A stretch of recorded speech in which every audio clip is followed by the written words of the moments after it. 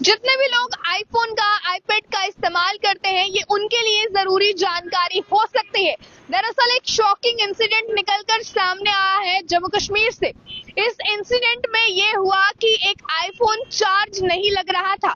हालांकि जिसका ये इंसिडेंट है उन्होंने हमें आप बीती खुद सुनाई है, बट वो कैमरा के सामने नहीं आना चाहते थे। दरअसल बात ये है कि आईफोन जो आईपैड है वो चार्ज नहीं लग रहा था, जिसको लेकर जो ऑनर है मोबाइल फोन के वो जो है सर्विस सेंटर जाते हैं और बताते हैं कि मेरा आईपैड जो है वो चार्ज नहीं लग रहा है। जिस पर कंपनी वाले ये कहते हैं, सर्विस सेंटर वाले ये कहते हैं कि इसका मदरबोर्ड चेंज होगा, लगभग 35 से 40 हजार रुपया खर्चा इसके लिए आएगा।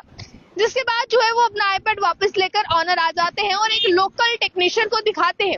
लोकल टेक्नीशियन इसको लेकर कहता है कि नॉर्मल जैक में जो चार्जर जैक होता है मोबाइल का, उसमें नॉर्मल कचरा फंसा है और वो साफ करके जो है उन्हें वापस मोबाइल लौटा देते हैं, यानी कि आईपैड उन्हें वापस लौटा देते हैं और अब आईपैड अच्छे से चार्ज भी हो रहा है। अब सवाल ये उठता है कि क्या सर्विस सेंटर में अगर कस्टमर जाता है तो उसे इस तरह से गुमराह किया जाता है, एक्स्ट्रा चार्जेस उससे वसूले जाते हैं।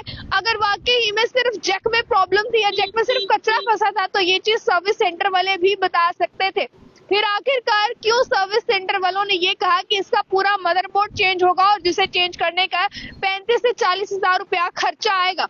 आपको बताते हैं आईपैड होल्डर ने हमें ये भी बताया कि इस तरीके से जब ये चीजें सामने आती हैं कहीं ना कहीं तो लोगों का विश्वास भी इसको लेकर टूट जाता है।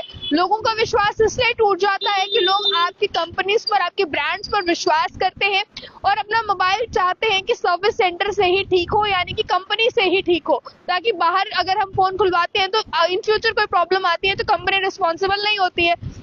बट इसको लेकर जब एक्स्ट्रा चार्जेस की बात आ जाती है, जब इस तरीके से चार्जेस जो है वो कंपनी वाले जो है वो वसूलेंगे अपने कस्टमर से, तो एक सवाल या निशान जो है वो विश्वास को लेकर भी बनता है कि कंपनी ने जो इतना समय से अपने कस्टमर्स पर अपना विश्वास बनाया है, क्या विश्वास वो 1 मिनट में खत्म हो जाएगा। ये जम्मू की बात है और जम्मू की फिलहाल मैं बात करूं तो जम्मू के सर्विस सेंटर में जो है ये व्यक्ति अपने आईपैड को दिखाने पहुंचते हैं कि मेरा आईपैड जो है वो 1 दिन से या 2 दिन से चार्ज नहीं लग रहा है, जिसको लेकर ये जवाब जो है वो सर्विस सेंटर वाले देते हैं।